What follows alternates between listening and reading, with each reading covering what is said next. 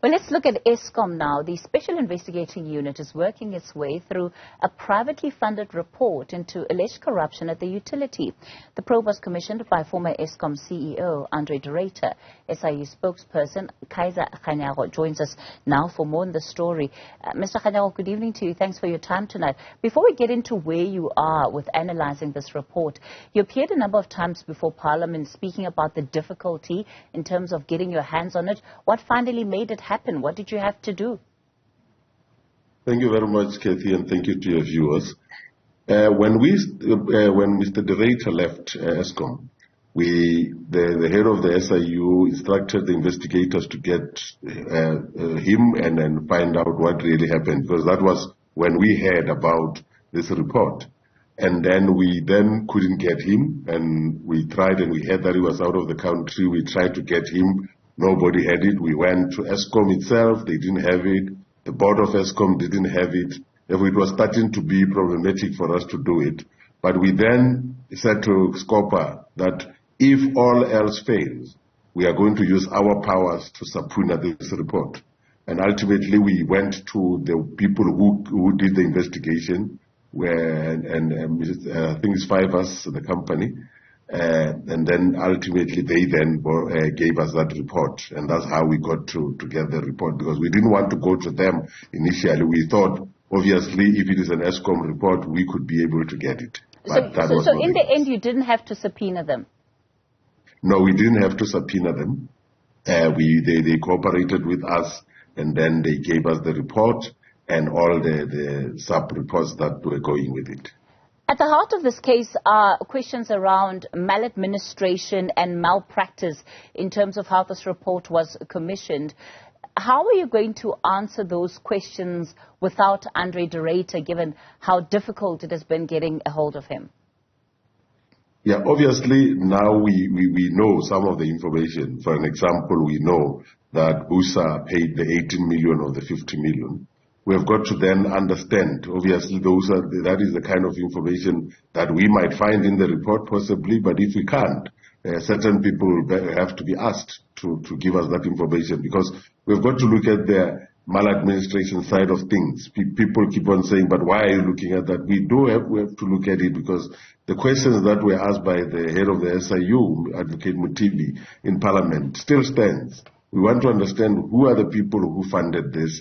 What was in it for them to fund this kind of a report?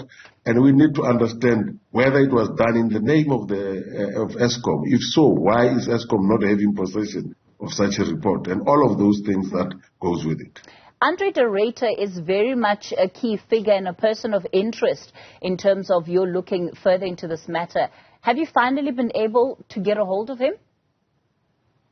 Not as the SIU, he hasn't come back to us, because at the moment we are still dealing with it on a basis of going and asking. But if there is a need for us to subpoena him to appear before us, even if it's virtual, we will do so. It's an urgent matter. You've had this report now, I think, for just about 3-4 days. How much longer is it going to take before we have an outcome? It's a very difficult question to answer, Kathy, because like I said to one person who was asking me, I'm saying we are reading the report, but we are not reading it like we read a novel. We're reading it with the view of checking whether the information that is there links to the current investigations that we are doing at Eskom. Therefore, that is why it will take a little bit time, because you've got to read with a fine-tooth comb to make sure that we get to understand all the dynamics and how they link to the investigations that we are doing. Therefore, we are trying our level best to make sure that we get to the bottom of everything. And the report is about 1,447, I think, pages. As things stand, Mr. Kganyago, we still have an Eskom that is sitting with the names of individuals that have been flagged by the SIU for being in conflict of interest, because they have businesses that are still very much doing work with Eskom. That figure, if I understand it, stands at over 5,000 employees of Eskom. What is the SIU doing further about that, beyond just raising the matter with the board and with the management of Eskom? I can say to you now that Eskom and the board are really doing a lot around that. Some of those people have been dealt with, and we have made that report to Parliament when we were last there. Therefore, a lot of work has been done with those people. Some of the people had to leave, and some of the people have been arrested who had interest, like the Shakudis of this world. Therefore, something is being done. That is the one part. But the second part of it is that SCOPA itself has asked that all the recommendations of the SIU be followed up. And because of that, we ended up with the Department of Monitoring and Evaluation in the presidency taking up this project.